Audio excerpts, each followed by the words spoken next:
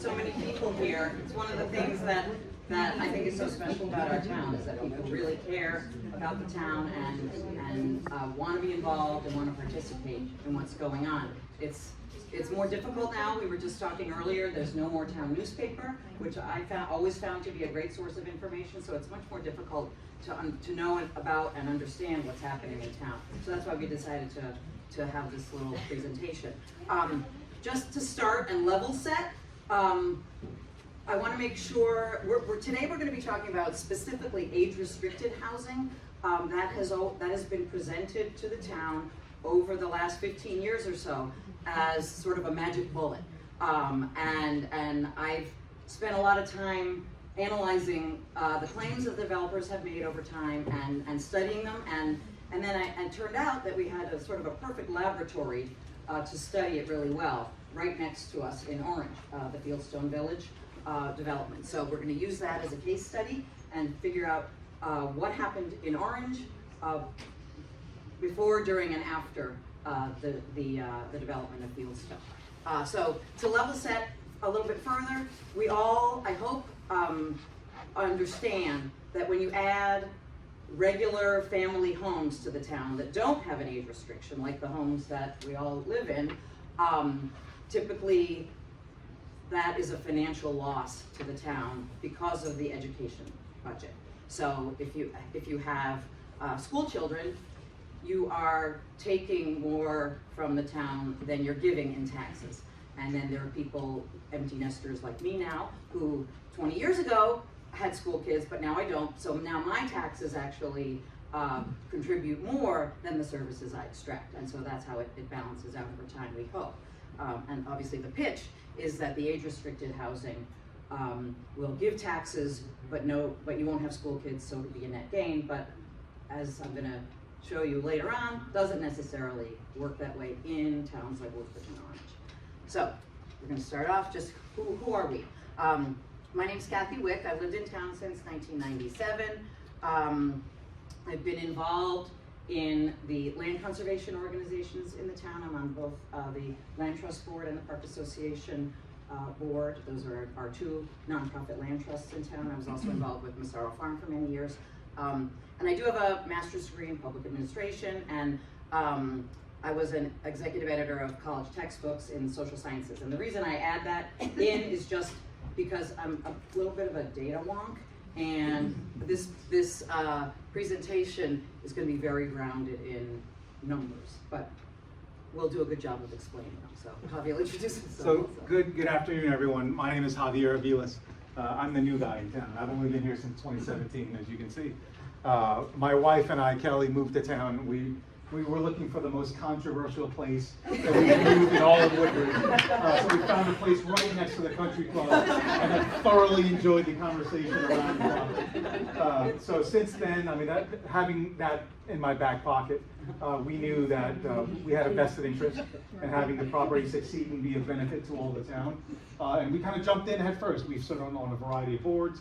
Just as a background, Kathy and I also speak the same language. We speak nerd, so we're very numbers-driven people. I myself come from a CPA background. I passed my CPA test way back in the early aughts, 2002. Went into finance, and now I serve in a supervisory capacity for the largest bank in the world, JP Morgan. So that's kind of our background. Since, in terms of town involvement, I've been on a variety of towns and commissions, everything from the registrar's office to use of publicly owned property, and now I have the privilege of serving on the Board of Finance. So that's a little bit about me, who I am, and we can go ahead and get started with the content for today. Yeah, and please ask questions as we go through. I don't want this to be a lecture, it's a conversation, and we want to hear from you. So most of the data in the presentation comes from the CT Data Collaborative. This is a wonderful resource website, and they produce Connecticut town profiles. So there's a 2-page data sheet on each town that's updated every year. So on 169 towns, you can go and get a snapshot of each town. So you can see there's housing, demographics, the economy, next slide, labor force, taxes, and all the other fiscal indicators. Remember this part right here, because we're going to come back to that a little later on. And you can go back in past years, and you can track, you can look up how things have changed over time, and that's where a lot of the data that you're going to see in the presentation originates. So we got to start out by letting you know, if you didn't already, that Woodbridge is a unicorn. It is not an average town in any way, shape, or form. We've identified 3 factors that make Woodbridge a unicorn. First is the location.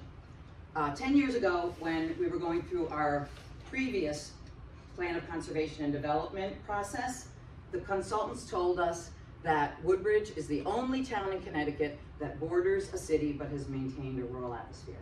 And they told us this is unique in the state, and this is something that will attract people to your town, and it's something that you should preserve and protect.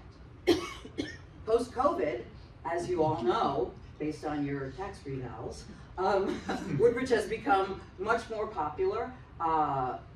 Housing demand has gone up, and housing values have gone up considerably, largely, I think, because with changing work patterns post-COVID, people in the New York metro area now consider Woodbridge kind of a New York suburb in a way. We're the outer edges, but there's a lot of folks from New York who have moved here, and so our catchment area is so much larger. Next is the schools. They're as good as or better than Fairfield County, and compared to Fairfield County, our home prices are a lot lower still. Even with what they are now, they're still a lot lower than Fairfield County. So we're gonna go through each of these with a little bit of detail. So you might have seen this story in the New York Times real estate section, April of 22, talking about the desirability of Woodbridge, and it quotes 3 young families who had recently come to the town, and why did they come here? Schools, open space. And funny enough, if you notice the license plate on that car right there, it's what we used to call an OLP when I was a kid, an orange license plate, meaning from New York. And to Kathy's point, this is just the latest time that we were featured in the New York Times. Yeah? Prior to that, there was an article in 2021, 17, 2009, Yep. 97, 91. Like, it's a constant pattern of features and news coming from Woodbridge being published in the New York Times. So that directly connects the 2 populations further. Yep. So schools, how are we going to So talk that- about schools? here's- Since you've got kids in the schools yeah. right now, I'm done with that. This is speaking to our unicorn status, right? So congratulations to all of you. You live in a unicorn town.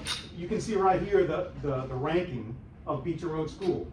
Amity also shares an equally high ranking, right? So I can speak from personal experience. We moved here specifically to take advantage of the school. I remember my wife being pregnant with our first and being locked out of the house before we before we had a chance to enjoy. That's a whole nother story I'll share with you. I had to drill out my front door to get in the house that we just bought. But the schools here are largely what drive the real estate values, right? What else is here that you're going to move close to, right? Are you going to move here to enjoy the convenience of the local stores or the destination attractions that we have in town? No, right? Woodbridge is a destination because it's a rural field with excellent schools. That's not too far from other things that are close to other things, right?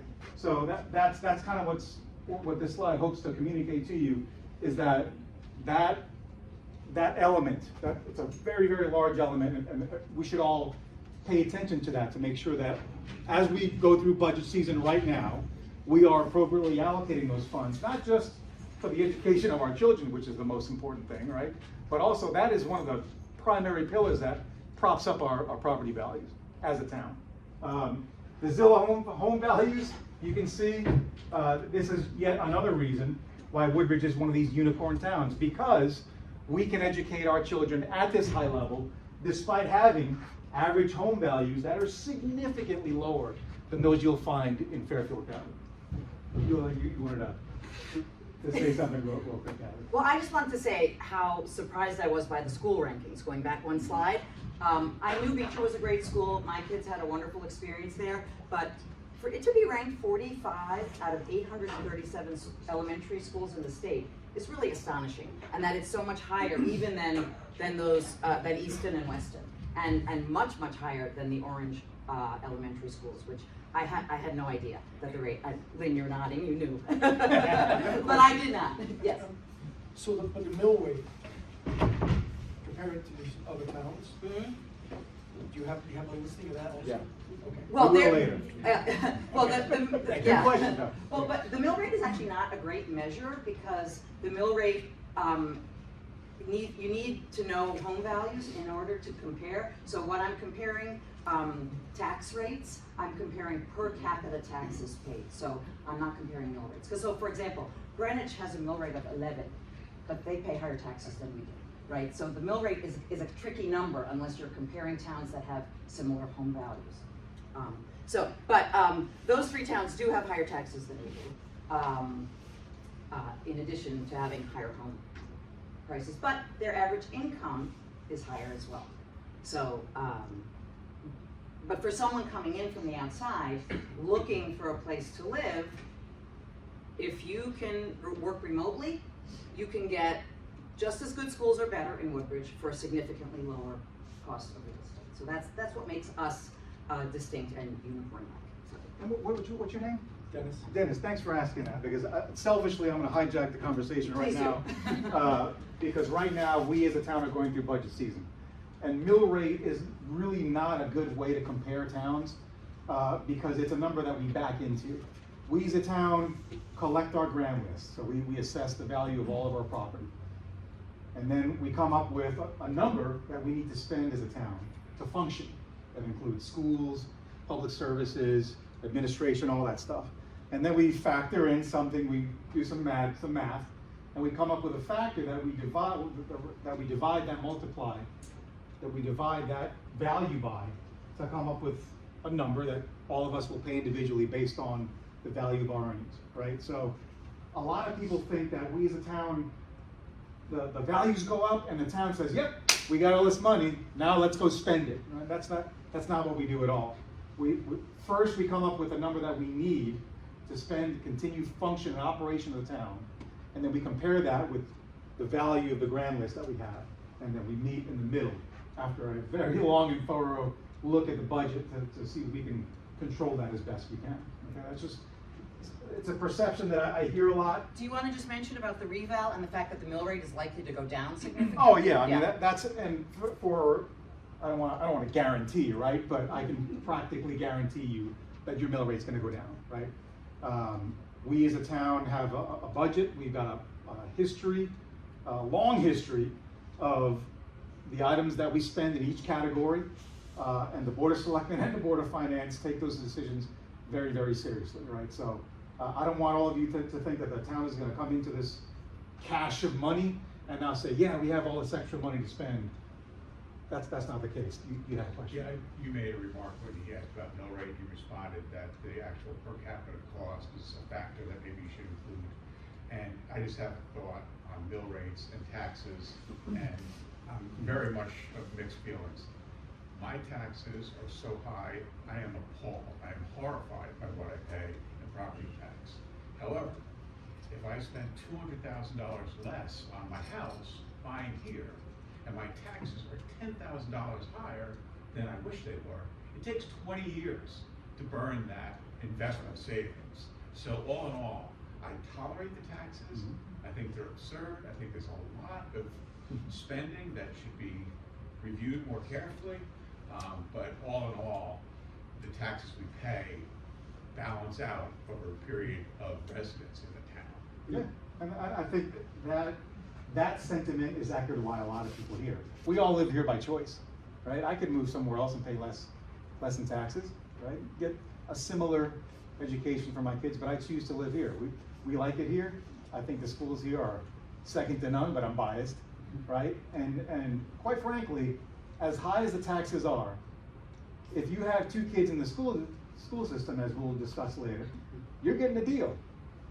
Because if you go try to educate those 2 children in private school, you're gonna be paying a whole lot more in taxes than you are, not in taxes, in tuition, Tuition, right. than you will be paying here in taxes. But I appreciate that sentiment, and I've heard that from a lot, specifically parents. I hear that a lot. Yeah. Like, yeah, the taxes stink, but Adrian? I tolerate it, you know.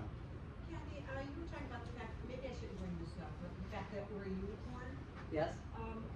Is it true that, the Woodbridge schools are growing as opposed to other schools in the state?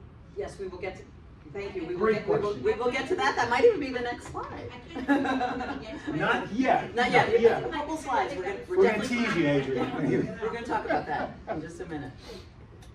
So, as I mentioned at the beginning, we're gonna use Fieldstone as a case study and talk about, going back to 2007, which was right before that development was built. It's a large 142 unit, development. It was started at a kind of an inopportune time. If you remember what happened in 2008-9, we had the Great Recession. So it took from, the first people moved in 09 at Fieldstone, and it took until 2014 for it to be completely built and full. So this will give us, so we're starting in 2007, we can see, okay, where were they before Fieldstone was built? And then we have 10 years, what were the downstream effects of Fieldstone to the town finances in Orange? And we're also gonna make some comparisons to what happened in Woodbridge. And it's such a great case study. They're so close to us. They share some of our school district. It's relatively recent, so the data is still salient. So we're fortunate in a lot of respects to have something like this to kind of maybe peer into the future of what could be in store for us if we choose to go down this path. Right. Kathy, are all units age restricted? In Fieldstone, yes. Yes. So we just want to start by some basic comparisons in the two towns. Population, obviously Orange is larger than Woodbridge, but we looked at what is the growth between the 2010 and 2020 census. In Woodbridge, the growth was 1.15%, and in Orange it was 2.32%, but if you subtract Fieldstone, we want to look at it, what is it with Fieldstone and what is it without? The growth of people was relatively small, close to Woodbridge. So the comparison is very close. And Kathy, can you speak to why this number, this 142 units, was how it plays into the entire growth scenario? Well, we estimated, since the units there most are 3-bedroom, and so we estimated that there are at least 142 people living in Fieldstone because it has that many homes and they're all full. We estimate, okay, so let's say about half have 2 people living in them, a couple. So we estimated, what was the total? What's 142 plus a half? It's on the next slide, I think. There we go. So Fieldstone is represented in the population of the town in the growth rate in the green, and without Fieldstone, it's in orange for Orange and blue for Woodbridge. So you can see that without Fieldstone, the growth in both towns hovers around 1%, pretty close. And then we also looked at number of households, because that's another important measure of the growth and size of a town. And so in households, in Orange, there was a much larger increase in number of households because Fieldstone was 142, that's a lot. In Woodbridge, since 2010, there've only been 90 more households in the town. But if you back out Fieldstone, we get to 209, growth of 209 households, 4.32%, and Woodbridge is almost 3%. So again, relatively close growth levels. So we're trying to basically see what the other factors are and hold those constant. So here's one of the big important graphs. So here's tax growth from 207 to the present. Now, Woodbridge, on average, a person in Woodbridge pays higher taxes per capita than in Orange. So we're not really looking at the number, the amount of taxes that people pay, but what is the rate of growth? What is the rate of change? And you can see that it's pretty close. The budgets of the two towns have grown at pretty comparable rates. In fact, as you get closer to today, the orange line starts to get a little steeper and Woodbridge starts to get a little flatter, so they're getting closer and closer. We've got some of the So the overall increase per capita since 2007 in our taxes here in Woodbridge was 38%. In Orange, it was 45%. When I saw this, I was very surprised. So why did taxes go up at a higher rate in Orange over that period? And wouldn't you expect that if all the revenue they got from those 142 houses at Fieldstone came into the coffers, it was in their income, where did it go? It did not benefit the taxpayers. And that's the promise that the developers make when they come into town and they say, you're gonna have tax relief. And I didn't expect that taxes in Orange would have gone down, but I thought maybe the rate of growth would have slowed. It turns out it didn't. So this is just, they got a lot of income. And I bet if you asked Jim Zioli, the first selectman of Orange, he would say, oh yeah, Fieldstone's been great. But I doubt he would admit that the net was zero.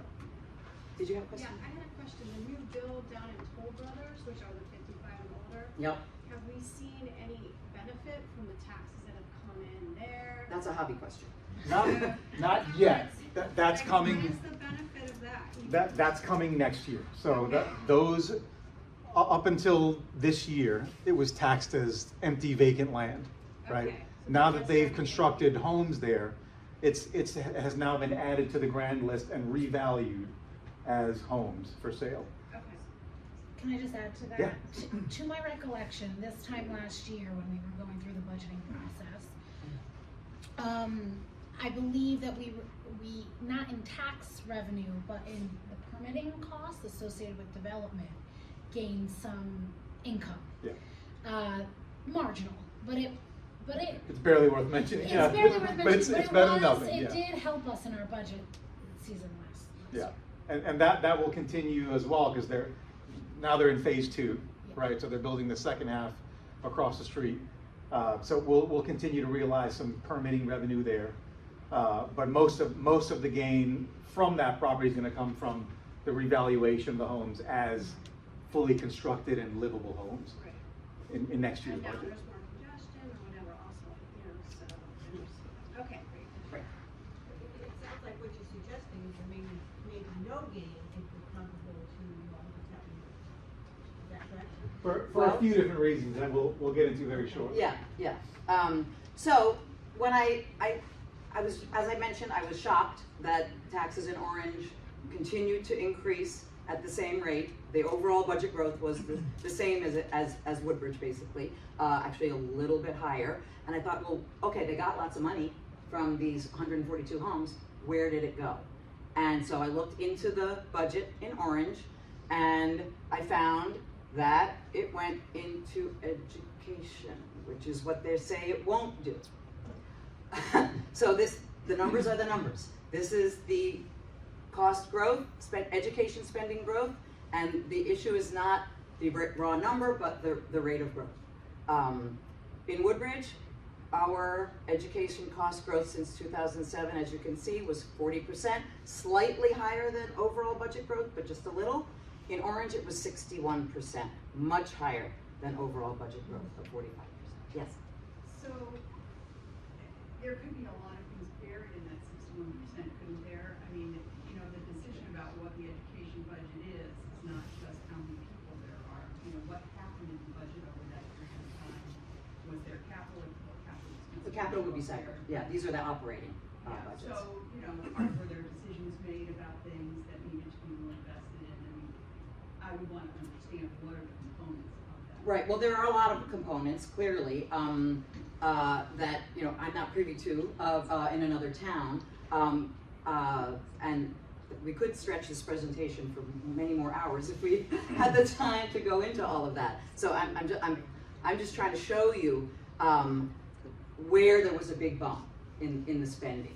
And it surprised me. And the reason for that, one reason, is there's what's called an indirect effect from age-restricted housing on the education budget. So yes, there are not school children living in those homes, but every developer that has come to Woodbridge and pitched age-restricted housing, they've said the same thing. that about 1/3 of the residents of that new development will come from within your town. So what happens is the real estate turnover gets accelerated. And every time in a town like Woodbridge, and to a similar extent in Orange, when you have a family home that is vacated, it's typically filled by a family with children. Now, in some other towns that don't have school systems that are as desirable, that doesn't happen in the same way. But again, because we're a unicorn and because our schools are so desirable, it's really the main factor that drives people to come here. The vast majority of people who move in are families with young children. And we know that even, one of the data points in those town profiles is the average age in the town. For years, Woodbridge was at 48. And we just dropped down to 46 in the last couple of years. So for us to drop our average age to drop down 2 years, from 48 to 46, that's a large influx of younger people. And so that's what we're seeing in the town. And my hypothesis is that the effect that was seen in Orange will be at least as severe in Woodbridge, possibly more. And that is, we're using census numbers, right? We're using numbers from 2020. So I would, again, I have no actual data to support this, just other than my own observations. But I think if you were to run the average age again in 2025, based on what's happened during COVID and after, the average age would continue to drop. So I don't want to put that as their fact, because it's not. It's just my own observation walking down the street. There are far fewer senior citizens living in my neighborhood than there used to live 10 years ago. I've seen it with my own eyes. Going back to Fieldstone, one of the reasons why Fieldstone is such a great comparison for this is because our percentage of spending in terms of our overall budget is almost exactly the same. You can see there's only 2 percentage points of difference in terms of what each town spends on its education. Partly because we share the same school district, but it's a very, very good comparison. So putting the school thing aside, there are other costs associated with constructing any types of housing, right? Public safety, that's an increased load on the police, safety, fire, EMS, ambulance, all those people. Human services. As someone who just listened to the Human Services budget presentation last year, we as a town have a significant senior population. We as a town also choose to support those seniors with a lot of tax dollars, right? All those services are not cheap. In a lot of respects that they are offset by revenue that it also produces, but it's a large undertaking for each town to support this population of people. There was a question here that I didn't want to, sorry. I was just wondering, do either of you have any idea about how the need for senior services support in the town center is assessed? Do they do focus groups, surveys of the town? I mean, where's that need definition coming from? Because I personally am a senior. I go to the library, but that's it. That's a good question. The Woodbridge, the Human Services has a director. They've got an administration, right? They've got a director and I believe an assistant director as well, who coordinate all the programs. They're the ones that make those decisions in terms of use, how much all the programs are costing, and how many people are participating in those programs. I can tell you from the presentation she gave us this past week that use is up. Cost is also up. But that's relative to what it was, though. And that's the only thing we have to compare it to is what we had before. Something else interesting she told us is that about 30% of the people who use the senior center are not even from town. They come from other towns that use the senior center. Now we are charging them now, whereas before we didn't. So we're beginning to offset that. But that's all those are costs that we as a town are choosing to absorb. Andre, you had a question? Well, just to add, because it's a great question, I'm forgetting the name of the software, but the human services staff use a software that informs them, that tracks the number of participating seniors in any one event, the number of transportation every time seniors are transported using our vehicles. All of those data are collected for each service provided. And so it is real data. It's not, not to say observational data isn't real, but they're actually quite diligent in If tracking. you play Mahjong, you have to sign in, and they really want you to, if you have, and then if they have so many Mahjong, they buy more Mahjong, right? Okay. So you go, yeah. I have to say, obviously I'm a senior and an intern, and I had never used the senior center before this year. They are so diligent now. They're so The diligent, they make pickleball sure, players, yeah, and you sign in. I cannot tell you how helpful the senior center and the Yes. human resources center has been Yes. for someone who fell and really needed help. And Thank you for saying that. they Yeah. really do a great job, and I know because I talked to Christy the other day, the use has just skyrocketed.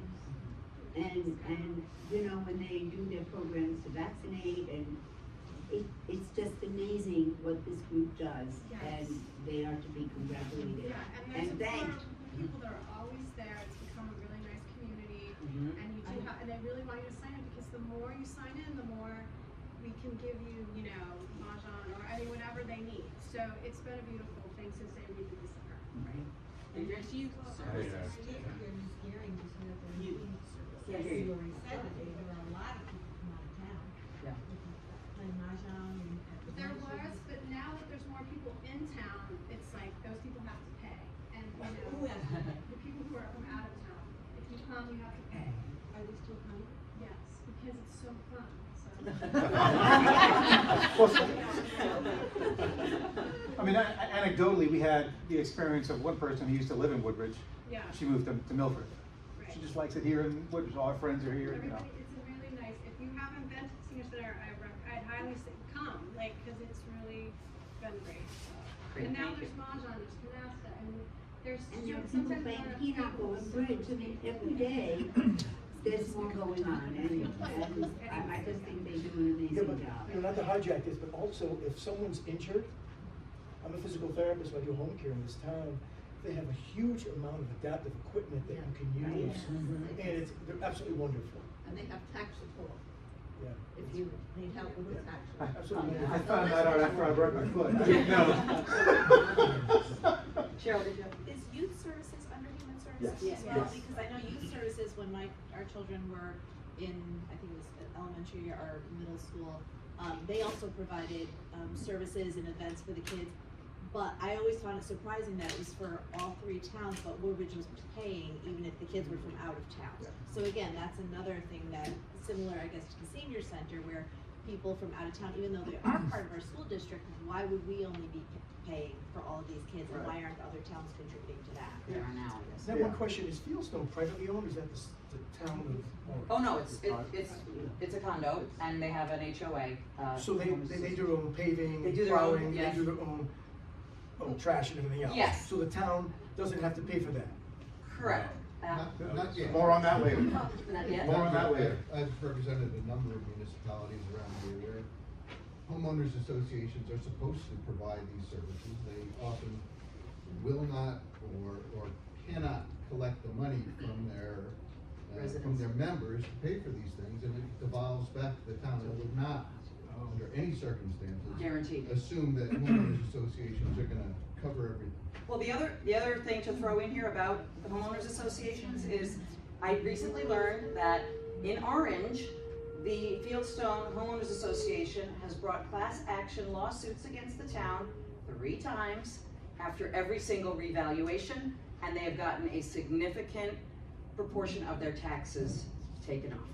So the numbers that a developer will say, oh, you'll get these taxes, well, maybe not, because they are litigious in Orange, at least. I won't generalize, but I can tell you that the Fieldstone HOA has sued the town every single time that there's been a tax revaluation, and they've gotten a significant reduction in taxes. So buyer beware. So this is just a summary slide. Why did Orange have such an increase in education expense compared to Woodbridge? We believe that, population, as we showed, was similar without Fieldstone. Growth in households was similar. And then we talk about this indirect effect, that in a town like Woodbridge, and as I say, that's why we started with the unicorn thing. Not all towns are like this. When in Oxford, for example, there's a ton of age-restricted housing up on that Oxford Greens golf course. But their schools are not desirable.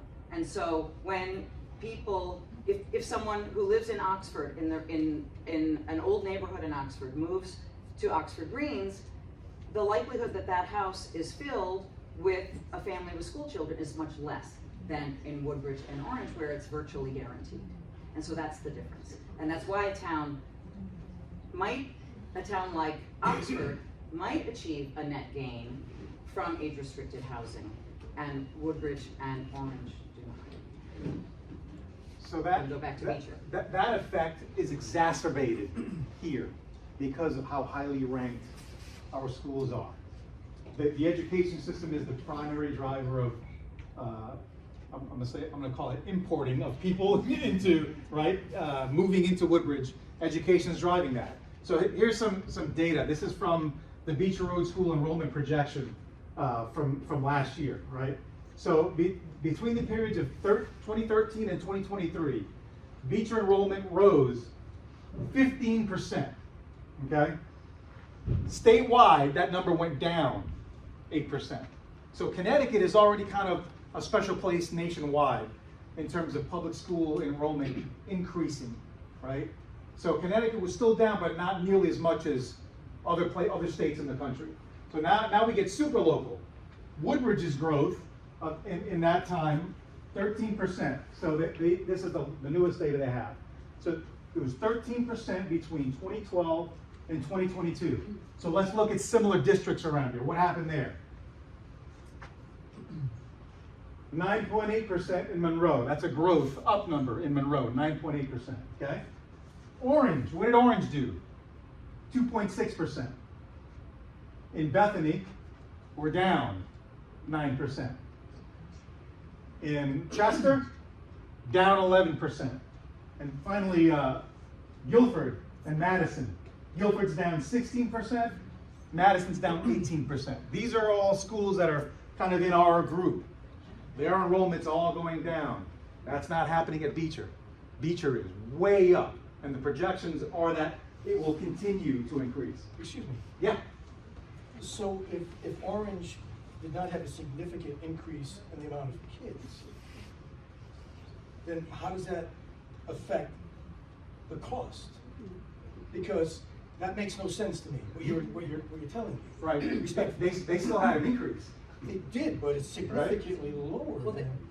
I believe this bottom number includes Amity, right? Or Correct. no, it doesn't include Amity. That's just the elementary. This is just Beecher. Just- This doesn't include Orange Amity. had an increase at the Amity, and my theory, again, I can't really prove this, but I think that when Fieldstone was being built, you had lots of families coming in to the vacated homes in Orange. They had elementary kids. Now all those kids are at Amity, and so they haven't had as many young families come in Orange in the last 5, 6, 7 years. But this bubble in the school population has migrated to Amity, and that's why the overall school budget in Orange has grown so much. Can I just say, anytime you have houses that are 3 and 4 bedrooms, which is most of Woodbridge, Yes, those houses will be filled with families. right. So now you've got taxpayers with families, and now you've got taxpayers without families. How can that not be able to? But you can spin the numbers any way you want to, but at the end of the day, you've got X number of new people coming into your town that are never gonna bring you anybody in the school system, but are still gonna pay very decent taxes. And the rest of the demographics of the town are not gonna change, we're not gonna knock down our 4-bedroom houses and replace them with 2-bedroom houses. So I'm Well, not sure how you can keep spinning it that there's no gain here. Well, because what happens is it's that acceleration of the normal turnover. Well, it's an ebb and flow. When my kids first came to the school system, there were over 900 kids at Beecher Road School. There was 10 years before that, there was over 1,000 kids at Beecher Road School. Right. You're at 884, projected to be at 884. It ebbs and flows with times, but it's no reason to really, I don't think think there's any reason for us to panic and blow smoky mirrors everywhere. I think facts are facts, and you have to accept Woodbridge for what it is. It's a bedroom community. We've filled our bedrooms for a period of time. My kids have been out of school for about 15 years now. I'm still paying very nice taxes to the town of Woodbridge. Right. I'm happy to do it. Yep. As long as they don't have all this anarchy going on. I'll be honest with you, all this stuff kind of makes me a little crazy. Well, and I agree, and so what we're trying to do is look forward and make sure that that relative stability doesn't cease. And the prospect of a huge amount of building in town threatens that relative stability and that we've experienced for the last 25 or 30 years. And I understand that, sorry, I don't want to talk too much. I understand that, however, Woodbridge can't build industry. We don't have the space for that. We're not gonna build commercial buildings, we're not gonna build industry, we wouldn't like it if we did. But we can build decent housing, and we can bring nice taxpayers into our community that will only add to the community. The seniors in our town who use the senior center is wonderful. There's many seniors who don't use the senior center, but that's fine. Right. We still support it. And I'm happy to pay my taxes to pay for kids who are in the school system now, because I'm appreciative of the fact that my kids got great education. Right, no, I agree with you, and I do the same And thing. someday I'll go to the senior The center problem and is that you have to have a balance in order for the net to be positive. And at this, the threat is that if the balance gets shifted too much, the net will be negative. Yeah, so let's add some context. It's a great, it's a great comment. I really look at people, your comments, and I agree with them all, and one other thing I was thinking of is, after seeing your graphs, how do you know that the increase in costs aren't due to the increase that the development brought to the town? The graphs I'm not look. sure I'm not sure I understand the question. Well, the costs for education and all the other costs Right. having to do with, senior centers and whatever, you show that the costs did go up. The graphs though look like they mimic pretty much each other, but there were increased costs. But the increased costs, the increased spending could have been due to the increase that they got in revenue. So Well, that's right. We're gonna get to So that. I don't see We'll- anything to get, oh my God. We're gonna explain that in a bit. I do want to add some context to the concept of adding, right, bringing in revenue and adding, let's call it large homes, right? 3, 4 bedroom homes. The cost this year to our budget of educating one child at Beecher is the cost per pupil is $20,222, right? That's every single child at Beecher. At Amity, it's at $22,427. So the budget proposal that we just got this week, sorry, Lynn, raises Beecher to $21,913 and Amity to $23,504. Now the statistics say that every one of these houses brings in 2.5 kids. Right? So let's be conservative and peg them at 2. $44,000 plus in just education costs for that one house, right? And that's just education costs. For a 12 or 13-year period. Right. Now, the tax revenue that we realize from that one house is approximately $16,000 at our current mill rate. It's not a sustainable formula in any way, shape, or form. But the So- senior housing isn't 3 or 4 bedrooms. That doesn't make sense. No. We're not talking about senior housing. I'm talking about general, like 2 and 3 and 4 bedroom homes, right? So that formula, we cannot sustain. Like, you'd have to live after your kids graduate from school. We need you to live in that house for 18 to 20 years to pay that back. And many of them Right? And a lot of people will do that. Right. But also I know many people who listed their homes the day after Amity graduation. And so, right? And so as soon as they're finished with the school system, they move out and someone else comes in with 2 or 3 young children who are then gonna be using the school system for 20 years.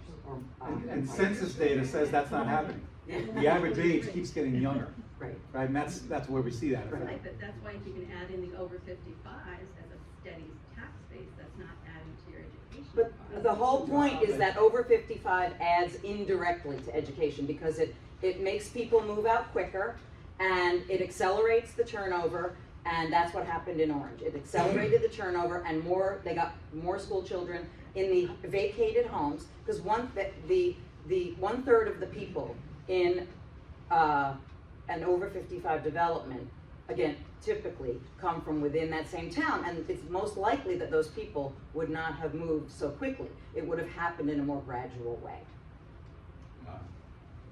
Yeah. At the risk of, Sorry, okay. at the risk of sounding argumentative or contrary, I don't mean to be that way, speaking to what your comments are. I don't want to characterize this discussion as an, oh my God, panic discussion. I think this should be an educational, informative session where we come to learn the numbers and can make our own conclusions as to whether or not there's a cause for concern. Because right now, I think there's a great deal that's obscured, or maybe not obscured, but it's not visible, it's not transparent, not intentionally necessarily. So I just think we need to understand the numbers, understand the effects, and then make hypothesis, and we can rule on the hypothesis. But for the One time other being, thing to we add need to get the information. is that when all these developers of these over 55 communities have come into town in the last 15 years or so, I've asked every single one of them, do you have data from a community that would show tax benefit to residents after this community was built and occupied? And none of them had any data. And I would think that if that data existed, they would want to publicize it and shout it from the rooftops, essentially. I constantly am Googling, trying to find, is there a study? Can I figure out a place where this actually worked? Is there any data? And I've asked every developer and they don't have it. And so I decided to try to do an analysis of a local situation that was as similar as I could find to Woodbridge. Whoa. Okay. So just curious, why does the churn rate go up if you add more 55 plus people? Like, It's able to make that connection. Right. It's an indirect effect. So you have an acceleration of the normal turnover rate of housing. So typically, there's a sort of a normal gradual turnover rate, and that keeps your housing mix relatively stable. And what happens is, and it's an effect that the people who study this, the demographers and the people who do these consultants who do this analysis have recognized, because typically 1/3 of the people who populate a new over 55 community come from within that town, those homes are vacated at a quicker rate. And in a town like Woodbridge or Orange, where the schools are the draw to the town, that brings in more children. As I mentioned, in Oxford, where you don't move to Oxford for the schools, you're gonna have a more demographically typical in-migration demographic. Whereas in Woodbridge, you get, the people coming in are young people almost exclusively. There's very few retirees, people without children, who move into our family homes. I know on our street, which is a dozen homes, there have never been more children on the street since I moved in 97. And there were a lot in 97, but there have never been more on our street than there are today. Scott, you had a question? Yeah, at the risk of not being able to go home, I promised I wasn't gonna say anything. But one of the things is, we as a town have hired a planning firm, Goldman in New York. And there's a person there at that planning firm, Dr. Don Poland. And he's a recognized expert in school-age children and towns. He's done all the studies on the various towns, towns such as ours, towns, he knows this. And we consulted sort of the professionals that do this for a living to get the data that we need, to see what our town planners have to say about this. Because I just think that would be helpful to bring that into focus, or bring the town planner with you to support that. Mm-hmm. That's a good point, thank you. You're welcome. Sure. The price per student that you quoted, is that regular ed students, are they include, or is that an average of all students? Average. Is that, okay, so that Yeah, does that includes special ed. because we also, because we are such a desirable town, a lot of people that have additional needs Yes. move here, and that can be upward of $100,000 a year for one child to be educated. That- So that also brings our education costs up. That includes the outplacements is what you're Right, asking about, exactly. right? Exactly. And it's, that's one thing I learned this week at the budget meeting, is that the enrollment in Beecher is not just increasing in size, it's increasing in need. So there are more students that speak different languages, so we're at risk of having to hire additional staff that speak additional languages, because we're about to run up against that 20 that the state mandates that we hire more staff. There are more special needs, there's more outplaces that increase outplacements, that increase transportation costs. So it's not just a function of how many kids there are, it's a function of the complexity of the kids that are also coming there because of the quality of the school. Yeah, sorry. She's had her hand up for a while. I guess what's getting to me is that there's sort of a premise that increased school costs is the only metric that we're looking at. And, you know, like we're at risk of, forgive me for taking your terminology, at risk of having to hire people because more students speak other languages. I mean, there are advantages to some of these things too. The fact that a third of people can move within their town out of a house that's probably too large for them into a house that's still in Woodbridge where they have a community, there's an upside for that. And we heard the fire alarm go off. I know I've heard over time the difficulty of finding new volunteer fire department members because the town was aging. So, you know, there are other factors Oh, that sure. we might want to look at here, and rising taxes and rising school costs. And the last thing I'll say, because it's hard to shut me up, is I just looked, 21,000 per pupil is kind of the Connecticut average. Yes. So we're pretty much, you know, on the average. Oh, right, no, that's an excellent point. And I agree, there are, advantages to certain kinds of growth, but we're gonna get to at the end, we're gonna talk about another factor in Woodbridge that's unique and problematic. But one other thing I wanna mention right now is that, that per student cost at Amity is a little bit deceiving because we are a 3-town region. And the way the costs are allocated among the towns depends on the relative enrollment numbers. So with Bethany declining, even if we stay the same, our costs go up because our relative share is higher. And so we are growing. The other 2 towns are, Orange is growing slowly, Bethany is going down. So even with no enrollment growth, our costs are gonna go very high. And I do remember 10 years or so ago, I remember reading quotes from Jim Zioli in the newspaper complaining about this, because that's at the time when his Amity enrollment was skyrocketing compared to the other 2 towns. And he was saying, wait a minute, how can I have 10 more students and it costs $500,000 more? And that's actually what happened in Woodbridge from 2020 to 2021. We added 10 students and our bill for the Amity system was $500,000 more. So it's a moving target with the Amity system because of the way we pay for that, the three towns. Yes? So we spend 21 grand for a Beecher student Yes. on average. Do we know how much Orange spends per elementary? I don't have that data, I don't know. They also have a lot more elementary schools than we do. They so actually have 4 separate Yeah. buildings. We only have 1. Right. So So I I, was thinking, you know, if we could potentially get their number, then that may be able to explain why they might have had that higher rate of increase. So one assumption could be, you know, if they were kind of compared to us underspending previously, then maybe the extra money that they got, they are now, you know, using it toward which they were not able to do previous. That could be one explanation. If they are already spending more than us, well, then you know that's a but red just flag. to zoom out a little bit, I was looking for the bottom line. Was there any tax relief for Orange taxpayers? And the promise of these developments is, yes, there will be tax relief. And in fact, in Orange, there was 0. I'm gonna move this Yeah, let's- forward here.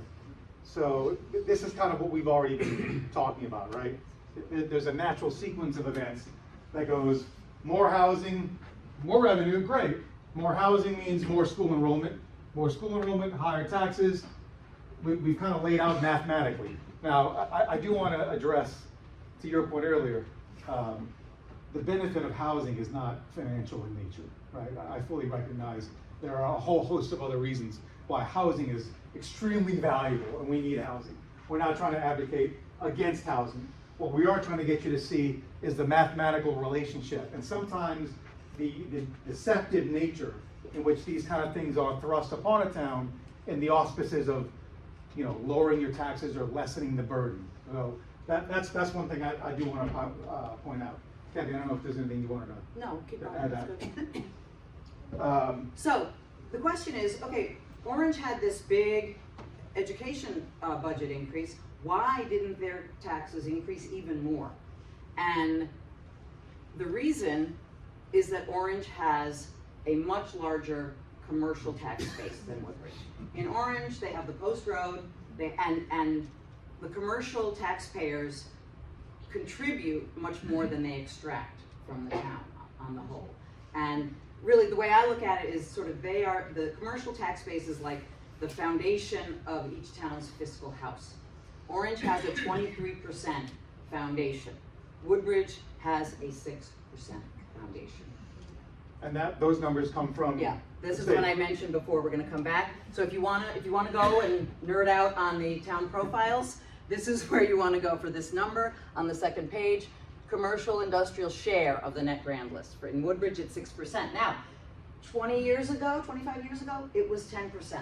So what has happened over the last couple of decades is we have added residential, but we have not added commercial, and our percentage of commercial taxpayers has gone down. So basically we're in a hole, and by adding more residential, we're digging. We're keeping digging. We're not climbing out of the hole by adding more residential. We're making that ratio worse. Kathy, can yes. I just get the webpage for that? Yes, it's ctdata.org. Okay. So here's just some comparisons of some local towns.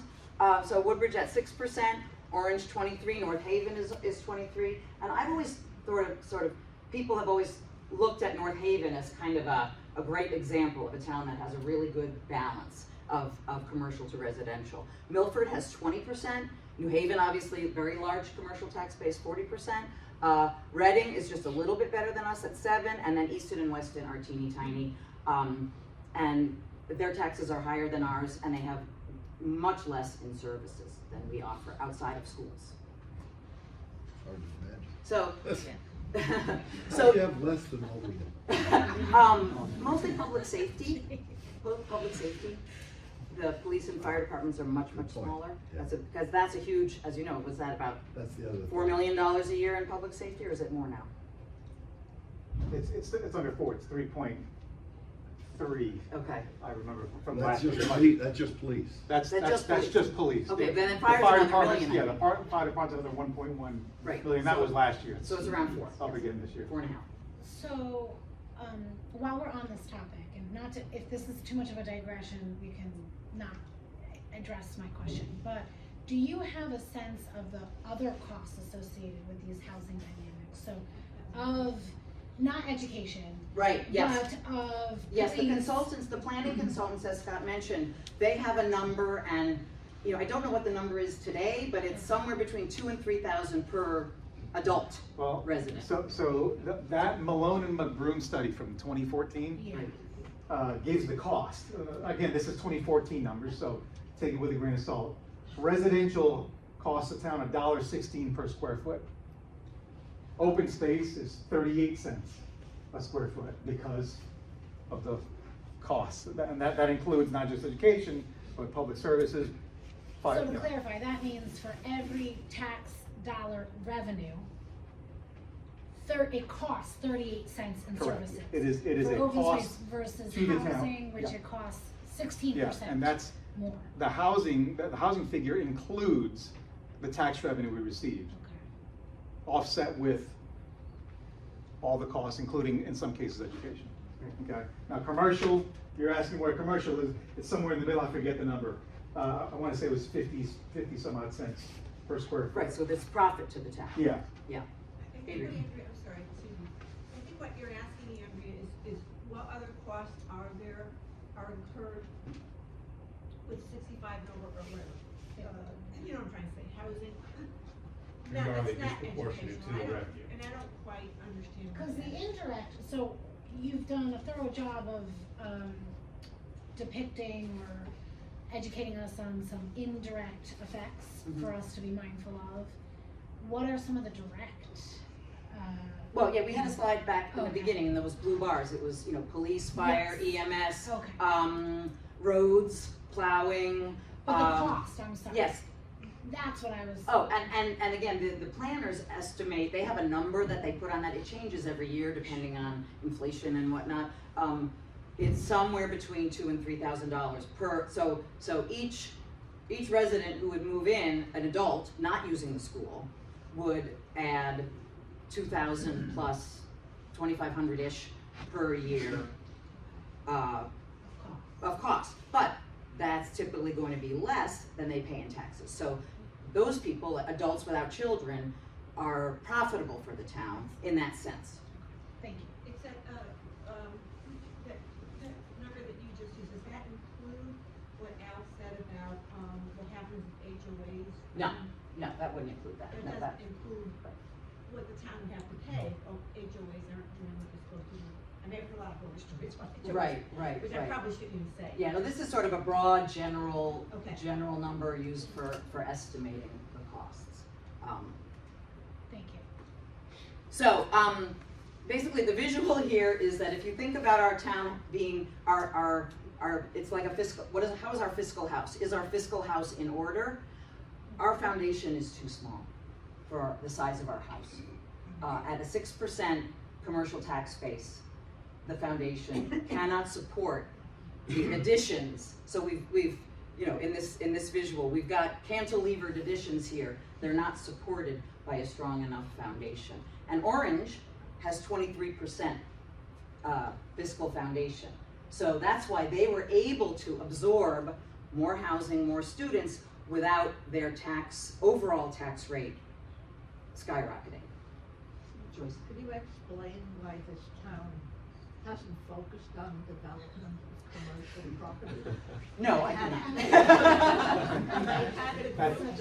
that's a different TED Talk. Yes, well, we're gonna talk, we actually, after, So- our two final slides are recommendations, and we Yeah. want, yes. So, you, wait, just go back to the collapsing. What? So I am concerned that if we keep putting additions on our house without first shoring up the fiscal foundation, which is our commercial base, this is what will happen. Next one. So how can we build a stronger fiscal foundation? Javi's gonna talk Well, about that. first I want to brag on Kathy for using the chat GPT to generate those. And that's fancy. I don't even know how to do that myself. So I think the gold in this room is you guys right here, right? I mean, Kathy and I can sit here and blah all the data numbers we want. But that we as a town, I appreciate, can come together and talk about solutions, right? We don't all share the same beliefs. Some of us are far more in favor of housing than others, but there's certain things that I don't think there's one magic bullet that we can fire that's going to solve all these problems. I think it's a bunch of little things that we can do together that will help alleviate, and then we can grow responsibly, right? We just finished talking about commercial tax base. I think we as a town need to stick a pole in the ground and say, we need to get to 10%. We've got to get to 10% commercial tax base, right? How we do that takes a bunch of different forms, but we as a town cannot complain about the mill rate and how high taxes are and also be against commercial development, right? So we've got to meet somewhere in the middle. We've got to be open to different kinds of development so we can help support and pay some of our expenses. There's infill and mixed use development in the business district. I think the business district, and a lot of people would agree with me, represents our greatest opportunity in growing that commercial tax rate, right? But drive down Amity Road and what do you see? It's all like, it's depressing, right? It's all empty and businesses are going out of town. We're going the wrong way there, right? So we've got to, this goes back to my first point about putting a stake in the ground saying, this is our goal. Let's figure out a strategy and tactics. How do we get there? And I think our EDC and our 2030 Commission are doing some of that work right now. Like they're doing a lot of planning, and part of our suggestions is to actually implement some of the strategies that they've suggested. I mean, they've come up with a really, really creative way of connecting the business area, making it walkable, attracting restaurants and retail. Like, I think that is our true opportunity to dig ourselves out of this hole, but we've got to be open to it, right? And I appreciate all the different opinions in this room, because that's how we get there. We have to put all the politics and virtue signaling and all that stuff aside. Let's come together in meetings like this, talk to each other and solve the problems, right? And one thing I would suggest, on the town website, if you go to 2030 Task Force, you can click onto that study. I looked at it for the first time in the last week, and I was really impressed. And of course, you know, it's easy to put stuff on paper. It's harder to build it and implement it. But my understanding from a member of the task force is that it is very close to beginning implementing those things this year. Dave, are you familiar Well, we with? did apply for and got a $8 million grant. Right, So right. So we have an $8 million that is- grant. And so we're gonna be able to beautify the business district, widen the sidewalks, make it more pedestrian friendly, make it much more attractive, really improve it and make it. Add traffic controls. Right, yes. But what's the incentive for businesses to move there? Wheeler's has been vacant, UPS moved out, there's that little restaurant behind Monroe Yeah. Muffler that people keep trying to come into. I mean, Right. if you look at Quarry Walk, Here's- right, if you look this- at Quarry Walk in Oxford, they developed this beautiful center that is very desirable to go to. I mean, why couldn't something be done like that down in Well, and Woodbridge? please look at the 2030 plan, because it really is beautiful, and I think that it seems silly that the sort of landscaping and sidewalks and the look of it is so important, but it really, really is. It has to be Adrian? affordable. You know, I don't know much about this, but what about Bradley Road? Isn't there, opportunity down there? What about what? Bradley Road. Oh, Lunar Drive? Lunar Drive? right, yes, I mean, aren't there a bunch of empty? on the other side of Litchfield I Turnpike. think there are a bunch of empty. Yes, there is more space to infill, and that's what we mean That's when we say exactly- infill. That's exactly what we're talking about. Yeah. Empty spaces in between buildings, abandoned buildings, you know. Yeah, and that's why we talk about a zoning change may be required, because if we can build up on those, we can have housing on top of a business. We can, you know, grow in that respect without having this urban sprawl of impermeable surface that's not only gonna increase costs, but ruin the environment and do a lot of other negative things that we don't wanna do. So for example, the Woodbridge Running Company has a second story, and the zoning doesn't allow that to be an apartment. That should be an apartment, right? That would be great. And there are lots of other buildings, some of the shopping plazas, if the landlords were permitted to add a second story and put living space up there, those would be nice small apartments in the business district, a walkable neighborhood. There's a bus line right there.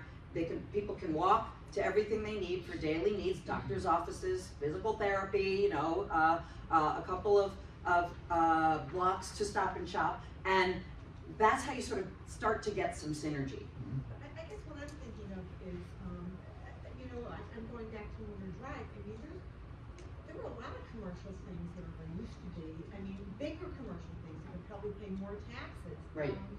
Are we, and I know this is not what this meeting is about, and I don't want to go on and on about it, but and I should look at this 2030 study, but are they looking at that? Oh, yeah, yeah. I mean, The entire business district was part of the study. yeah.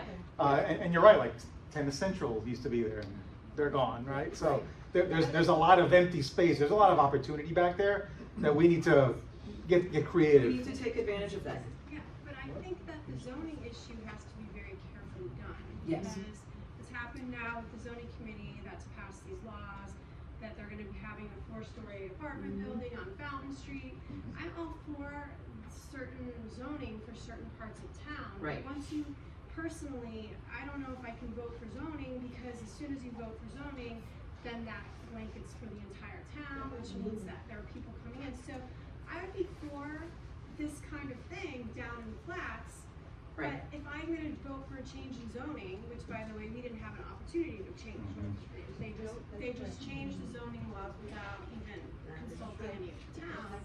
Right. How are we supposed to, so, I mean, well, then we should, at any rate, I'm not gonna. Well, there actually is a way to control that kind of zoning. Yeah. You can call what's called, there's spot zoning, right? Yeah. So you can do a planned development district. Yeah. If you go down to Derby, Yeah. and when you hit 34 hits Route 8, you see that big new, looks like a hotel. It's an apartment building that they're putting up there. And it was spot zoned specifically for that spot to allow Right. that structure to go But up, was and that doesn't the apply to the rest of zoning the town. that was passed on Fountain Street spot zone? No. It wasn't, so. No, they intentionally chose not to do that. Right. The thing is though, Was it done with full transparency? No, absolutely. So I think that when things are like that are done in town, without, then you wanna really try and help and change zoning in one part, but how do you trust politicians and people on zoning committees when they do things that do that? Well, the business area is a separate zone, and the rules are different there from residential zone A, which includes the Fountain Street area. And so you can make changes in zone B and zone, they're called T1 and T2, I think, down in the residential, in the business and commercial area, and not have to make them everywhere in the town, because the conditions are different. There's full infrastructure there, and there's a bus line and commercial buildings. So the rules can be different there than in residential A. I have a question. The country club, would that ever be considered at one point for a business area? Well, I would hope not, because, and the 2030 Commission, and I really felt that putting businesses there would actually cannibalize and undermine our existing business district. And so I went to some of their charrettes that they had, the meetings and the planning sessions with the consultants, and some people brought that up and said, oh, why can't we have Quarry Walk at the country club? And they felt that would be a very unwise way to go, and that it would really destroy our existing businesses and business district. And if you know any of the business owners who run businesses there, they would be very opposed. They feel like it would destroy them. Yeah, but when you look at Quarry Walk, the main road with the country club is on, very similar to Route 67. When you go back, when you go back down to the business area, it is so congested. It's so close to the Merit, you would seem it would be convenient. Yeah. I believe if Cat's Deli wasn't there, most of those businesses wouldn't even exist. No, to be quite honest with you. So when you're looking at Quarry Walk, it's very similar to the area out by the golf course. People say, well, the traffic's gonna be Well, the difference though, Dennis, is that Quarry Walk is Oxford's business district. It's not their residential district. And so, also if you notice, the old businesses and the old shopping centers are kind of failing because Quarry Walk is putting them out of business. And that location made sense for Oxford because that's their business zone. I mean, their town hall is right there. Their all the other businesses in town are right there. So it didn't compete as far as drawing people to another separate area. I think that having businesses in the residential zone would be a real mistake because I think it would just destroy our existing businesses. So you don't think that in the residential area up at the golf course, that people would actually feel safer? Because if you look what's going down and like where Starbucks is and across the street you have the gas station, there's a lot of crime that's going on there. I think people would be more they'd feel safer in a more. Well, but the thing is, when a neighborhood gets beautified and is more busy, that's when it gets safer. And businesses bring other businesses too, and it's surprising because I remember I knew someone who worked in the restaurant business, and they always said, you don't want to be off in the middle of nowhere by yourself. You want to be where there's lots of other restaurants, and that actually creates this synergy among all the businesses. Just a note about the businesses that we have in the flats. A lot of them, I'm sorry. No, just speak up. Oh, a note about the businesses in the flats. A lot of them are Woodbridge resident owned. Like Miss Nicole just got approval to build bigger down there. Have more daycare. We have, one of our best friends has a manufacturing company right down in Bradley. Like, those people, those businesses are owned by Woodbridge residents. We should care about each other and spend our money there first before thinking ahead and building something new and potentially damaging our own friends and neighbors. Though there could be theoretically a complementary type of commercial development at the country club, like a banquet hall or a boutique hotel or something like that, Right. that draws people in but doesn't compete, that could support our nearby business district. Right.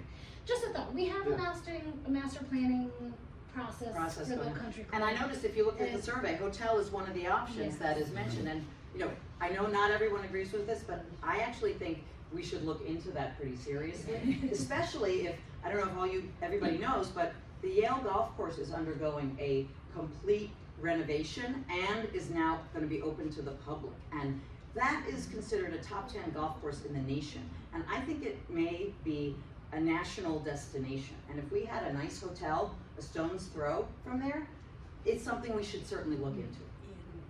Sue? But the zoning, I worry about the zoning. How do you stop that zoning to just be for that Spot particular, zoning, I think. just spot? I think, I'm not a zoning expert. Well, we were able to spot zone when, Oak Lane went from being privately owned to open to the public. And, cause Oak Lane is now, How do you spot zone though? Because the zoning board we didn't have a vote on that new zoning. So when you say who spot zoning, you know what I mean? Like, I don't understand how that works. You have to craft the the ordinance in a way that it only applies to that particular piece of property. Correct me if I'm wrong, but the country club is spot zoned. It was spot zoned, I thought, I to think allow for the clubhouse. The clubhouse, Right. I Because believe is that spot is zoned. residential zoning otherwise. Yeah. right, And so I think right now it's only zoned for clubhouse. Yeah. right. So it would require another. Well, So that's how you you do could that. craft a zoning regulation, and obviously the zoning experts and the planners can help with this. So that you could put a comparable use at the site. And you can, and so, because that building was a restaurant and a clubhouse, and so you could craft zoning in a way to allow something comparable to go there, but not endanger the rest of the town, so that, you know, and you can do it with, you know, parcels that are X size and larger, and there are ways to do it to protect it from, that are legal and that make sense and that protect it from spreading all over the place. Debbie? Just curious, how many people that are moving out of Woodbridge are actually moving into the condominiums? Yeah, I have no idea. We don't have any, I've asked that, and we don't have any data on that I know yet. 2 families that are Woodbridge residents who have moved in so far, but that's just my personal knowledge. I have no idea how many. Because at this point, with, that you, if you stay here as long as some of us have, the mortgage is irrelevant. It gets to the point where all you're doing is paying for your, day-to-day things, the, you know, heat, plowing, whatever it is. I mean, Right. it's like, it's a wash.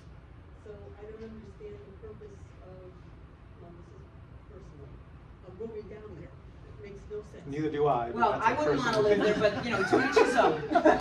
Yeah, it's a, Just house to maintain. At this point, I it doesn't actually- matter. Yeah. It really doesn't. I came to And this no meeting, mortgage. I came to this meeting, and I appreciate all this, but why I came to this meeting was because, and some people have alluded to it, how did this apartment building, where did it come from? I mean, I try to pay attention. Yeah. But all of a I sudden, know. here's this apartment building. Right. And he wants all these units, and it's Right. going to, and then in the next row, it's talking about the increased crime of our mail being stolen. I'm one of those people.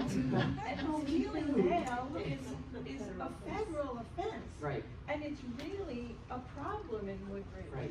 And all of a sudden, they're gonna put up this huge 4-story apartment building Right. in our residential, and all of a sudden, I Look, tried to pay attention. I know, and we all did, and nobody, that I know was aware. No, it's potential, there's still a lot that needs to. That's a separate issue, and you know, that happened after we had planned this whole thing, and it's a separate problem, but it is a big problem, but, there are. In response to that, on Wednesday of next week, That's right. January 29th, there is an open house about the CCW master plan. So all of you, No, about it. No, it is the CCW at 6 to 8 p.m. right, No, but she's talking. right, but it's related, because this is, if it's approved, this will be directly across the street from the country club property, right? So ostensibly, what you're concerned about is, if we can do it there, we can probably also do it across the street at the country club, right? So if you have feelings of that nature, bring them next week to this meeting, and please express them Are there there. any answers for me? I mean, Well- where did it come from? Who are these people? Who are which people? Who are building this?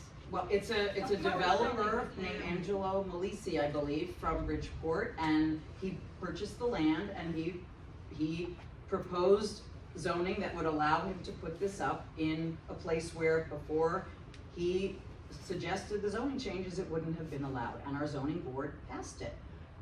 With very little public information or knowledge. They And complied with Tracy, the legal that's not requirement. age-restricted housing. This would be just Oh, no, I general housing. understand that. I was Yeah. just, I knew what this was about, but Yeah. I thought I could ask, cause Yes, yes, It's definitely. it sounds horrible. Well, there are 3 meetings listed on that flyer that will be directly related to that project. Okay. And I would encourage people to come and learn more and speak out if they wish to. And then if and when that progresses to an application for a permit to actually do the development, there will be a public hearing. And there you will have Well, an no, opportunity. it's March 3rd is the public hearing. Yeah, Oh, so it's on there, yeah. You'll have an opportunity to. Right, so the public comment application has there. been submitted, the zoning change was approved. Yeah. The application for the building was submitted at their January meeting, and the public hearing will be March 3rd. But that was also underhanded. I just worried, that's all. Right, well, nobody knew about it, and now we know, and so that's why, the organization put out the flyer to let people know, because the town wasn't letting people know. Dave? I have a question about age-restricted housing in total. And I've done a lot of research with really no findings. But as I understand it, you know, we've been discussing the case of age-restricted housing and its effects on the total town. But what I cannot get a straight answer on is age-restricted housing actually age-restricted?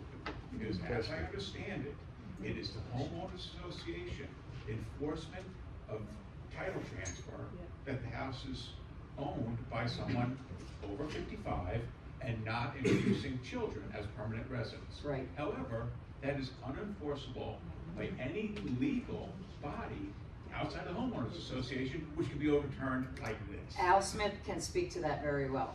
Sure. Al. Well, I mean, as I mentioned before, homeowners association are They're not. a shell. Yeah.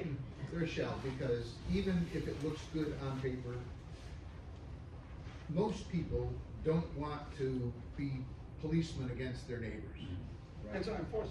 It's unenforceable, it takes money to enforce, it takes effort to enforce, and these associations, nobody wants to, no developer will propose a homeowners association that has the power to lien for payments not made. So the payments just go uncollected, the association doesn't plow the roads, they come to the town begging for the town to take that over. In terms of the age restrictions, you're right, because, maybe I'm not gonna argue, I'm not gonna press my neighbor, because they have a high school kid living in their house, and I may want my grandkids moving in a couple of years. But I just don't understand why they even talk about age-restricted housing. It's Like a fig it's leaf. some reality, I think it's completely unapproachable that if you choose to buy a home and bring in school-age children and enroll them in school, there's absolutely nothing that can be done. And then all the arguments about this being beneficial as a revenue source without the cost side completely blows up. Right. Al, is there any way legally with deeds to have some, way to over, Age restriction by deed is a violation of rights. okay. But is there a way legally to use the HOA, like for some checks and balances to be integrated into anything between the town and the HOA or? You mean have the HOA or the town agree to assume responsibility for the HOA obligations in some respect should they fail to do so? Well, I suppose you could, but I don't know that a town is willing to do that, and I don't think a developer, when the first instance creates the homeowners association and the rules by which they live, they're interested in selling the units. They don't, they want as few strings attached as possible. And enforceable limits on the rights of those homeowners is not gonna be a selling point for the developers. I don't know who this question would go to, but if somebody did move in there and now is trying to use that address to get into our schools, can they refuse the child admission to our schools if they're using one of the addresses in that area? So that defeats the whole point of it, going back to the age restricted, somebody gets divorced, they're like, oh, the child's gonna stay here even though, my wife has full custody and is living in Milford. I'm gonna send him to Woodbridge Public Schools. So now we're increasing, and the class sizes since my kids have been in Beecher have grown dramatically. There were 18, no more than 18 when my kids were little in kindergarten, and there was an 8 in every single classroom full time. Right. And I don't believe that's true anymore. it's And I not. believe the class sizes have blown up dramatically, and that, I'm a teacher, that affects education dramatically. Class size is a huge factor in kids getting educated. I can tell you that neither Beecher nor Amity have a force that goes out and polices the age restriction I was for kind any of age being- restricted yeah. properties, right? Yeah. They barely have enough to teach the kids and support the kids, much less enforce age restrictions. I was talking with Kathy earlier before the meeting. I'm 47 years old, right? So in math here, 8 years, right? In 8 years, I'm gonna have a 15-year-old and an 11-year-old. Right? Those are both school-age children. So, Bradley Road, here I come. People are having babies later and later. Yeah, so. That's the trend everywhere, so. Kathy, I know we're talking about the age restriction stuff. I just want to go back for a second to the housing the zoning that was changed over on Fountain Street. On Fountain Street. My understanding, I just want to make sure that I'm correct about this, is that rule applies to the whole town, correct? Zone A, where there is sewer and water. Now, currently, the area that has sewer and water is relatively small, but sewer and water can be expanded. And it would apply if there's an expansion of that infrastructure. I did a little math and looked at, so if you know the stretch of Beecher Road between Ansonia Road and Rimmon, that where Beecher Road School is, there are 15 single-family homes in that area, and that is in the area that could be apartment buildings because they have the sewer and water there. So there could be 482, I think it was, apartments if people wanted to sell their single-family homes to a developer who wanted to build apartments. Okay, and my other question, I'm sorry, I just got one correlation to that, thank you.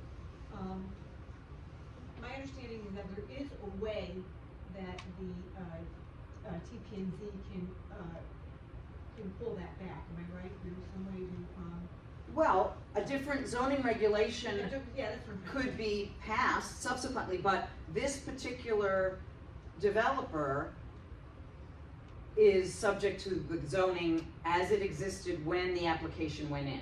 Now, the application, he's requesting 2 special exceptions. It's not coming in as of right. So he's asking for several things that are not in the regulations, and so he needs a special exception. And Al, please correct me if I'm saying anything that's not right.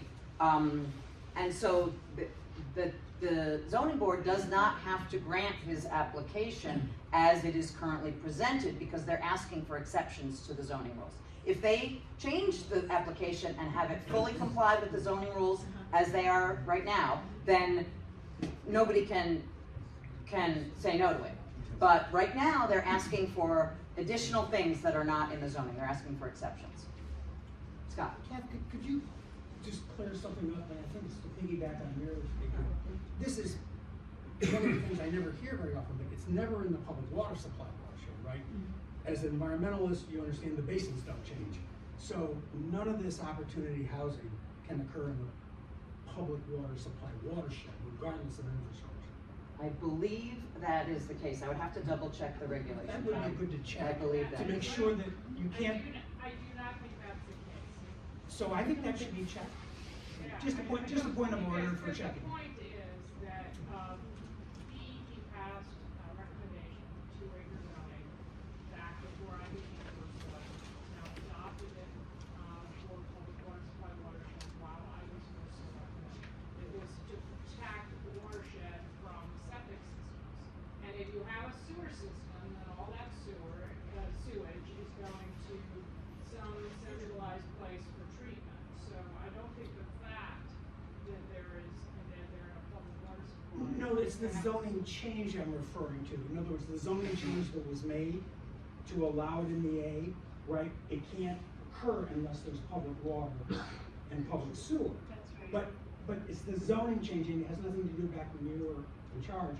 It has to do with what the zoning change was, and it said that you can't build opportunity multifamily housing, 3 or more units, in a public water supply watershed. That's our zoning. So you always got to sort of think there's 40% of the town, right, that's in the public water supply watershed. That's what the zone change says. I don't think that's correct. You can check it. But Sure. The reason, the Yeah. rationale for protection of public water supply watershed is where people are building septic systems.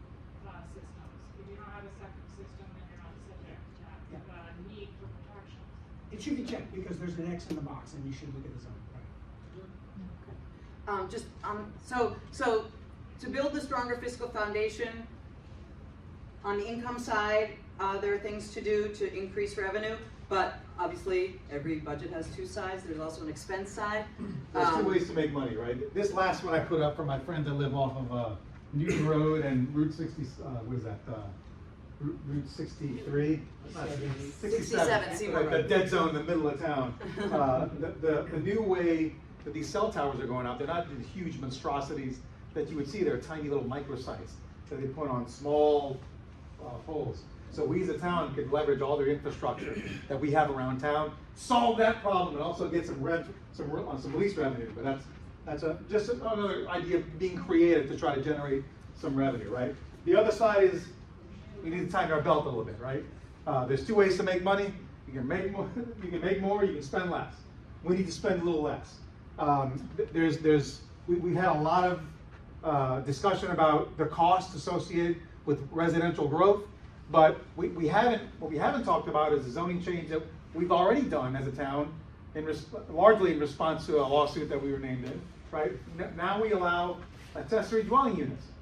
We don't have any data so far of how that has positively or negatively, or whether it's impacted our town's population at all since that zoning change went into effect, right? So there are naturally more opportunities for affordable housing right now in Woodbridge than there were 5 years ago. There's also the opportunity to infill existing residential development, existing structures, without having that urban sprawl that we mentioned before. Open space, I mentioned the cost, the per square foot cost to a town that comes from open space versus residential. It's a big spread, 38 cents versus $1.16. That's a real impact on a town's budget. The public building projects is one that I want to touch on as well.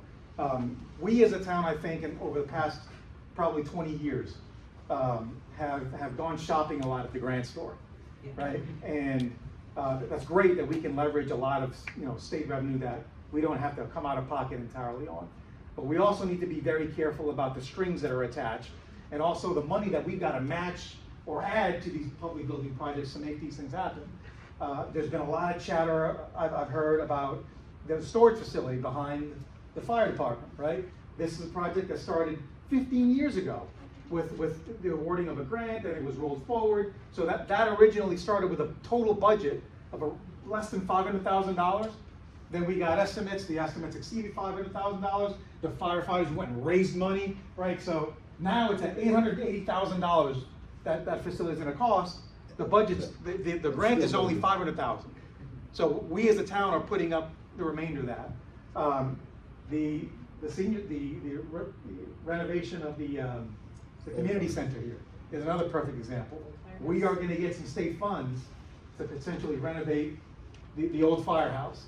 But we are also, as a town, gonna have to significantly come out of pocket for that. And whether it takes the form of increased mill rate or bonding, which we're gonna have to pay through the mill rate eventually the same way.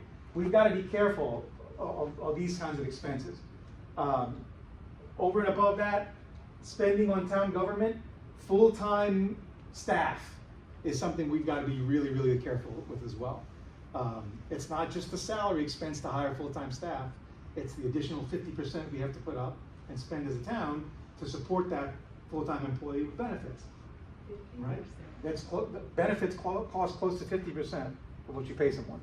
And just one little data point, the last time I checked this, Woodbridge was the 10th highest spender in the state per capita. 159 towns manage to run the town, educate the children, pave the roads, have police and fire at a lower per capita cost than Woodbridge does. So we are spending more than the vast majority of towns. Yes?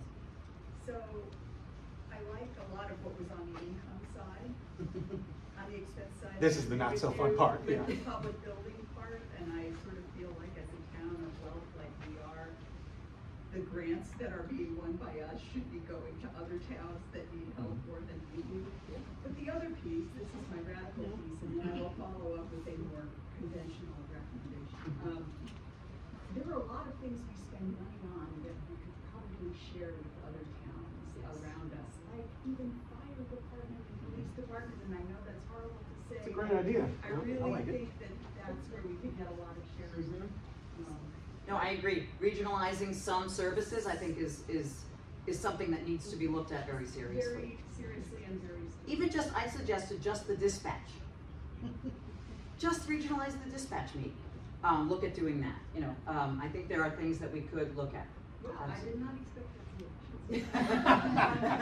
And last, you know, this has been very interesting, and to the point that there are planners that are looking at these numbers and these questions. It would be very interesting to have another session like this with them to address some of these same Great questions. Thank you. You know, Al and I have talked about this, what this lady was saying about, you know, consolidating. You know, in other states, these things are run by counties. There are county fire departments, county police departments, county public works departments. I don't think we're gonna solve that at this meeting. No. You know, it's a big deal. Well, look, you know, New England was built with the town meeting form of government, and we have all these small towns that self-govern, and they're, you know, personally, I really like that. I like that we have so much more input into what happens. I think if you live in a big sprawling county, you feel like you have no say. And so I hope that the New England town meeting style of government doesn't go away, but I do agree that we could look into targeting some areas where there could be savings if we regionalized, absolutely. Yeah, yeah. And the last point is exactly what you just talked about, right? I think you guys have some fantastic ideas, but we don't, our current charter doesn't allow a lot of input in terms of, it really limits the opportunities you have to contribute to those budget discussions, right? We're gonna have all these meetings as Board of Finance and Board of Selectmen. At the end of it, then you'll get a chance to say your piece on the whole thing, right? Other towns pass their budgets by referendums.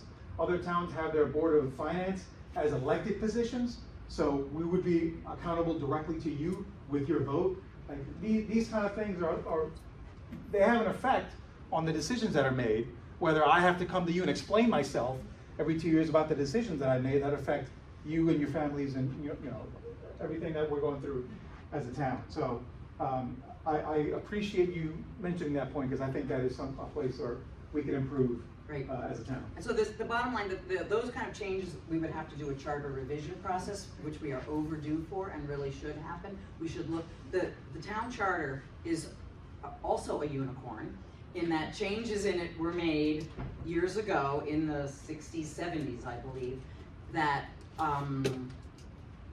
I feel, again, this is just my personal opinion, consolidate too much power with the first selectman.